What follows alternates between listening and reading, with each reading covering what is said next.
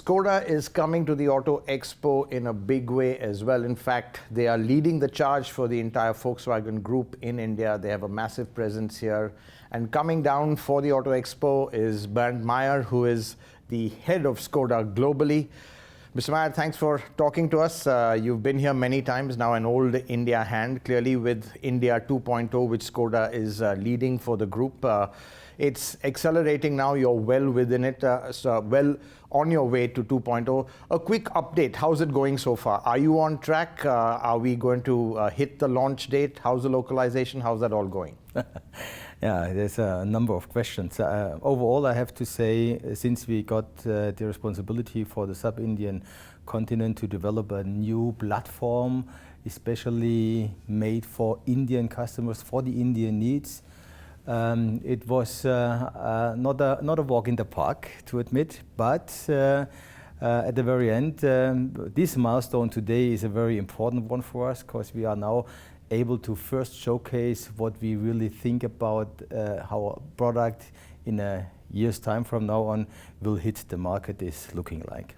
So sorry, how close to the concept is the actual product? Clearly it's quite different. From an exterior point of view, I would say what you can see is what you get. So it's, let's say 90%. The interior design language always at Skoda is looking into the more distant future to see what it would like to look in 10 years or 15 years time. But the exterior design is very close by. Great.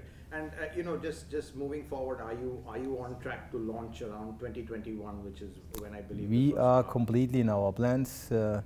One project is a little bit faster, the other one makes a little bit headaches, but at the very end and overall I can say we are absolutely on track. Our markets, our products will hit the market as we proposed to have it. And looking at localization, has that been a challenge? Because you said you were 90%, but you wanted to push even more to be cost competitive. Is that really the key to hitting the cost target, being even more local than 90%? Yeah, looking at the Indian market, which is, from my point of view, still one of the most competitive ones in the world. Not because the Indian customers are seeking for a cheap product, not at all. They are looking for the best deal. And in order to cope with that, you have to have best-in-class quality at the same time and as cost competitive as possible. And here you have to really look at each and every cent you are turning around, or rupee you are turning around, and you can't afford that much of logistic costs. And only for that reason, you have to look for local partners you are dealing with. And what we could find in the course of the project is that we have really competent suppliers here in India, which makes us absolutely confident that also from a quality point of view, we will come up with best in class. So what localization are you hoping to hit with job one? We are now already over and above 90%. We are heading for 95, if that is possible. One of the decisive issues we have to take and find is, could we localize a transmission here? Not only one, but probably more than one. And if that is turning out to be positive, then we are on the course to 95%.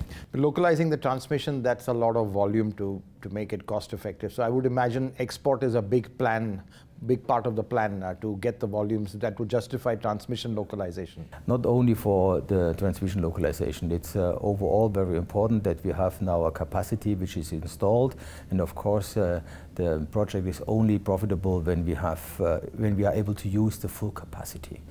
And once the Indian market is not taking every single car we are producing here, we have to have a valve of outside India in order to deal with other markets as well. And this is precisely how we set up the project, and it's working on the right path. But looking at your product portfolio, obviously you're going with SUVs, everyone's going with SUVs. There are a lot of product gaps there.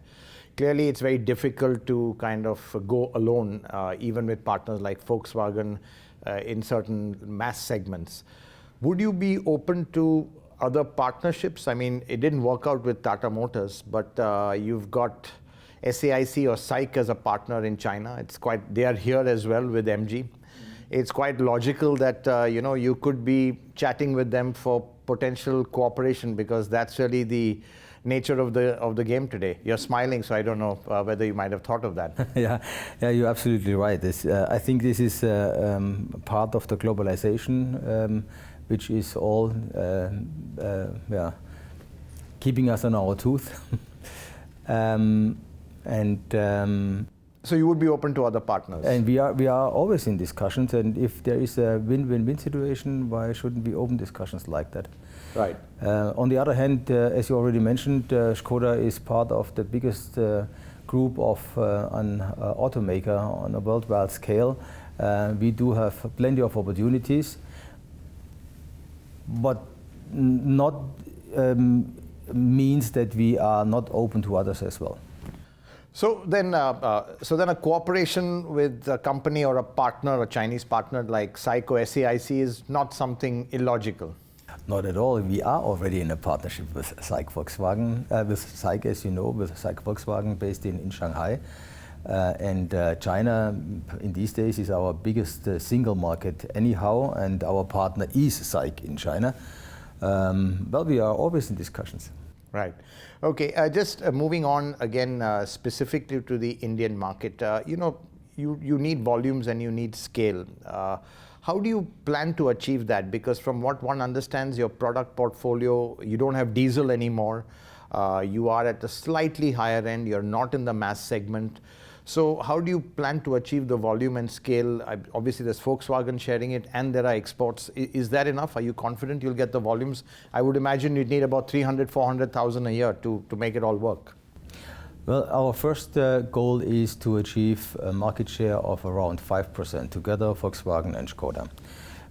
This is part of India 2.0, but of course we are looking by far further into the more distant future. And after 2, obviously there comes 3, so we will see what will happen to us in the years to come. We do have plenty of plans, this is something I can assure you, and we have a lot of arrows in our basket, and each of them we want to shoot, and it has to hit the sweet spot of the market.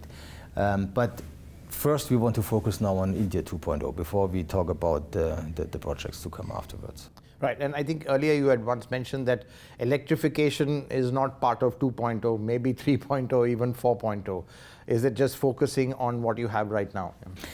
Well, when we talk about electrification, Skoda is, I think, absolutely prepared. We always said we do not have to bring technologies which are just recently available on the market side. We really listen to our customers, what they really want to have, what the product has to fulfill in terms of demands of the customers. And when you talk about electrification, you need a decent infrastructure. Without an infrastructure, there is no electrification. In the rest of the world, it's quite different for Skoda. We started our biggest product campaign back in 2019. What means that between 2019 and 2022, we will come up with 30 new models or derivatives. And 10 of them will be electrified. We started off last year with the Skoda iV, Superb iV. iV is the ecosystem around each and every electrified vehicle at Skoda.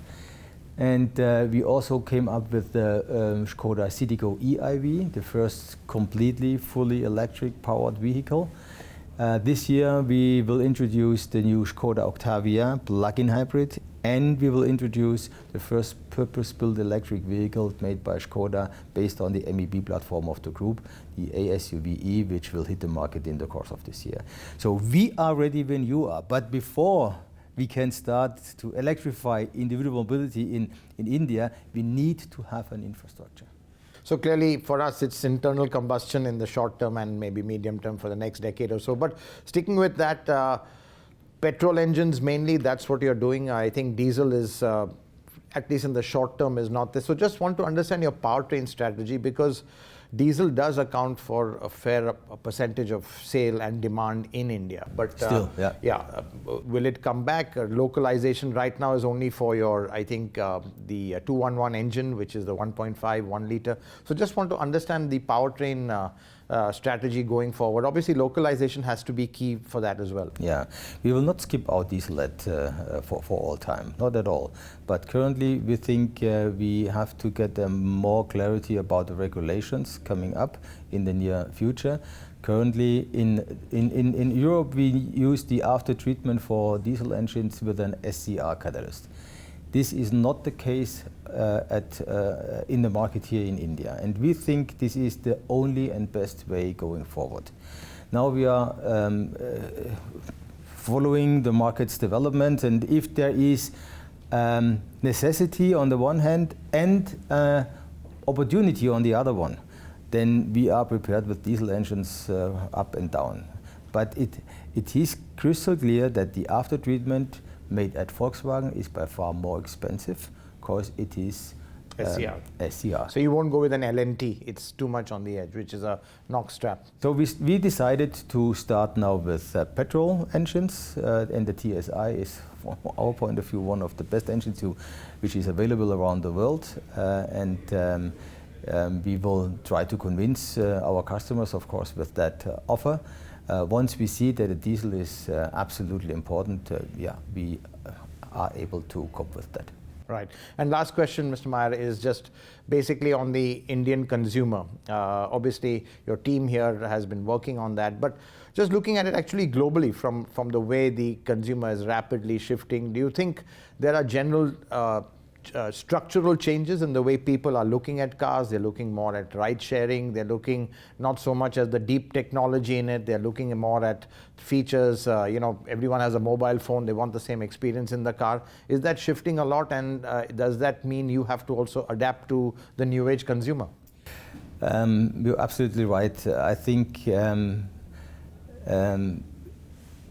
the transition period the industry is currently in is probably the most decisive one since the car has been developed.